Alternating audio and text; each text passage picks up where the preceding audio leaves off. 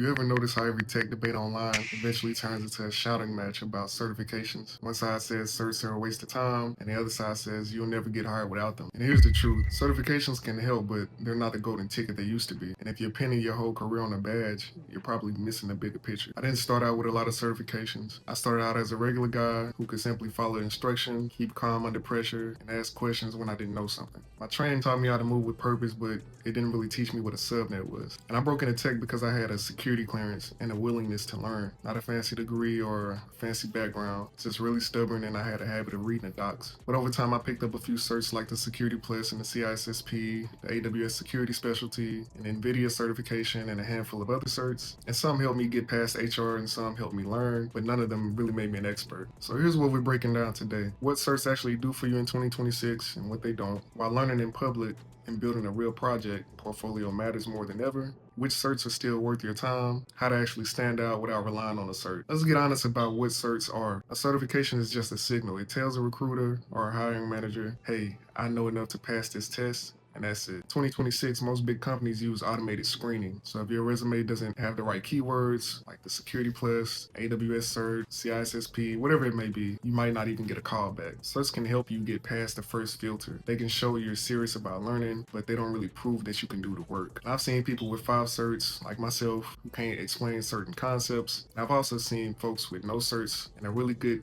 GitHub portfolio get hired on the spot. But here's what certifications are good for: learning structure. So if you're new, a cert gives you a roadmap.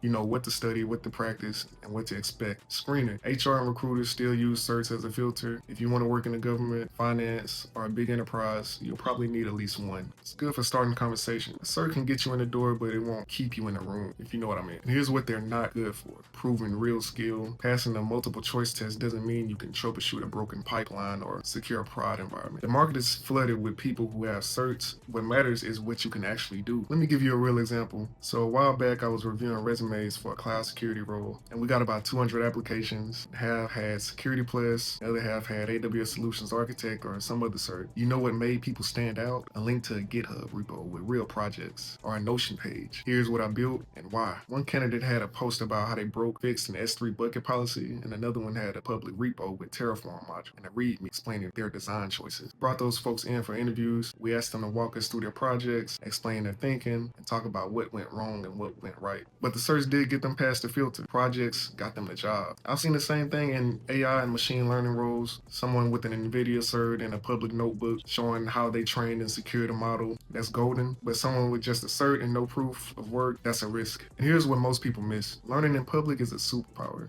If you're posting about what you're building, sharing your mistakes, and explaining your processes, you're already ahead of like 90% of the people. A project portfolio on Notion, GitHub, or even a blog shows you can do the work, not just talk about it. And if you can explain your skills confidently, you'll stand out in the interviews, reviews, and even on a job. So what's changing in 2026? First, the market is heavily saturated. There's more people with certs than ever before. Security Plus, AWS certs, and the list goes on. Second, the skills that matter are shifting. AI, cloud, and automation are everywhere. If you can show that you know NVIDIA or AWS or Terraform and back it up with real projects, you're in high demand. Third, companies are looking for people who can learn fast, adapt, and communicate, not just pass the test. I'm seeing more teams ask for public portfolios, so that's GitHub, Notion, blog, hands-on labs, so you got Try Hack Me, Hack the Box, AWS Skill Builder, real-world write-ups. Here's how I fix this misconfiguration. The ability to explain complex ideas simply. Certs are still a filter, but they're not the finish line. Here's what I'd do if I was starting out today. Pick one cert that matches your goal. If you're going into cloud security, Security Plus or the AWS Security Specialty is a good start. If you're going into AI, look at the NVIDIA certifications or the AWS Machine Learning Engineer, so it's pretty worth it. And eventually you'll look into the CISSP or the CISA. Build a public project portfolio, so use Notion, GitHub, or a blog. Document what you build, what breaks, and how you fix it. Learn in public. Post about your process, your mistakes, and your wins. Don't wait until you're an expert. Practice explaining your skills. If you can't walk someone through your project or lab, you don't really know it yet. Focus on skills that are in demand. So that's IAM, automation, AI, Terraform, Kubernetes, and incident response. And remember, certs can help you get past the first filter, but proof of skill and clear communication are what gets you hired and keep you growing. Certifications are still worth it if you use them as a tool, not a trophy. They can help you learn, get past screening, and start conversations. But if you want to stand out in 2026, build projects, learn in public, and get comfortable with explaining